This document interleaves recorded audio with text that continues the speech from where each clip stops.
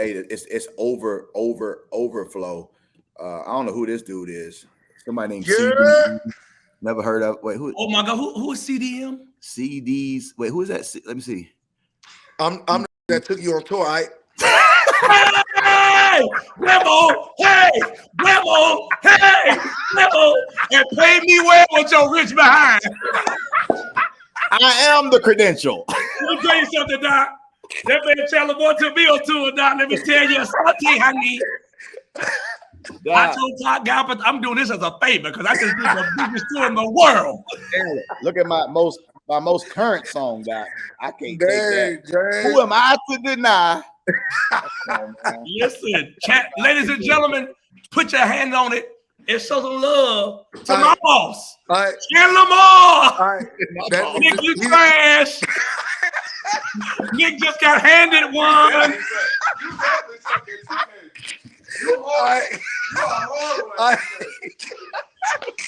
Nick is trash. Woo. Ladies and gentlemen, my brother. Hey, you upsetting the ground, bro, with this new music. Oh yeah, goodness. He is, man. I got a real close friend of mine, man, who's dealing with cancer right now. So, man, I just sent her that. You know, it seemed like she's in a hopeless situation, but I know what the doctors have said. But I sent her that song, man, More Than Able, in the video, and told her family to just play it for her. And it's just been in her spirit. That thing blessed me, man.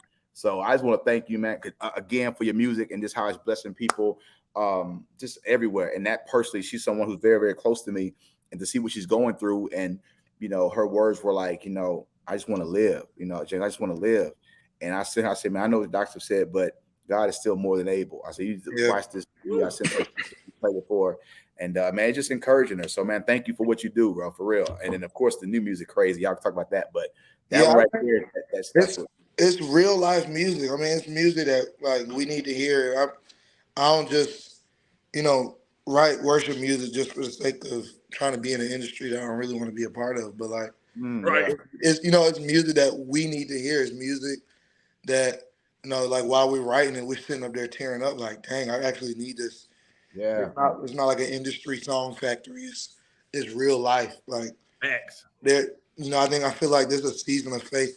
Leandria, I love you. It's like a season of faith for a lot of people who have been in church and who have, you know, done the whole church thing and the games and the cliche, but like I feel like now there's like an awakening of people like, dang, I need my faith leveled up. I need my faith elevated to a new place.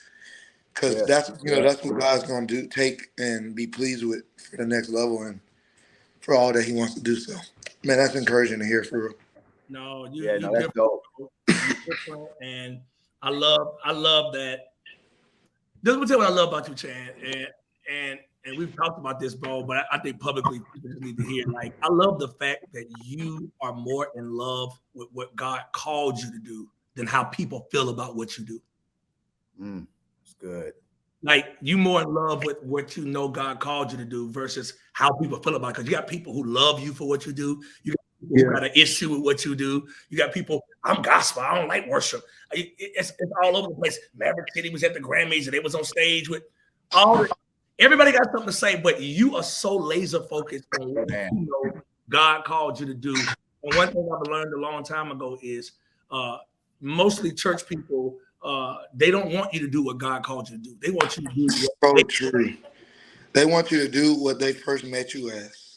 Yeah, how they first got introduced you at. Like, I think, one thing I was reading a couple of days ago, and I was reading something. It's basically talking about how when you're creative, you have to always live in a different space than what you present.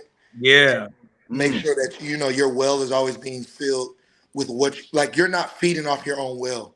Like what you're pouring out to other people should be something that God did. You know, God has spoken to you maybe couple months ago, a couple years, like you're always ahead of that, because what will happen is people in their own personal lives are looking for that non-changing, loyal, consistent factor, which should be God. But what happens is they put that pressure on most artists, creatives, pastors. So when they begin to evolve, people start to have identity crisis. Like there's their life that's changing. It's like You know, it's me. I'm changing. I'm evolving. Yeah. Just with me. You know, but it's people want everything that's consistent. People don't want things to change. So I'm even having to like forgive, you know, go ahead and forgive people that's like maybe some audience of that may be like, nah, I'm not rocking. I'm okay. Like I'm gonna have to do that because I just feel like I'm doing what God is assigning me to do and what, you know, I always say there's an audience for your authenticity. So Yeah.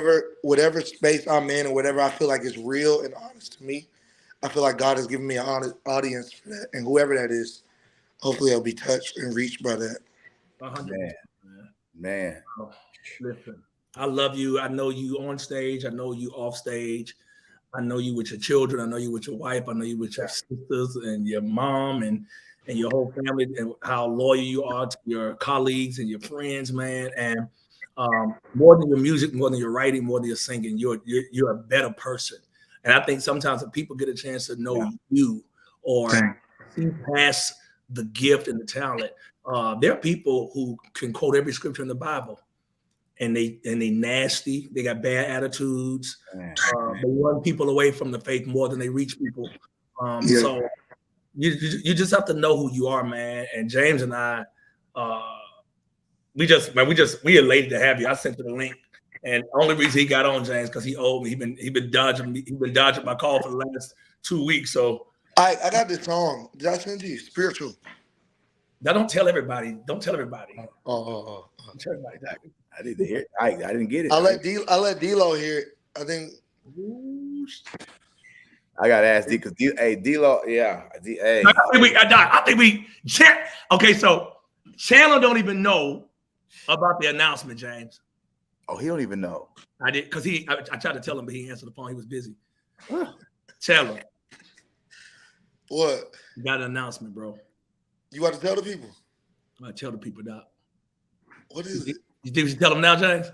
Yeah. Hey, Chandler on. It's a great time. All right, you pregnant?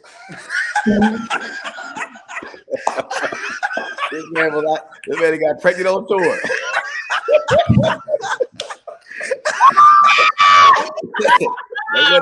That wasn't really good. I can't say that.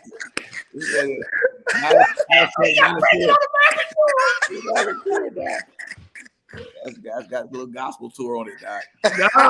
Oh my God, that thing caught me off guard. I got lightheaded.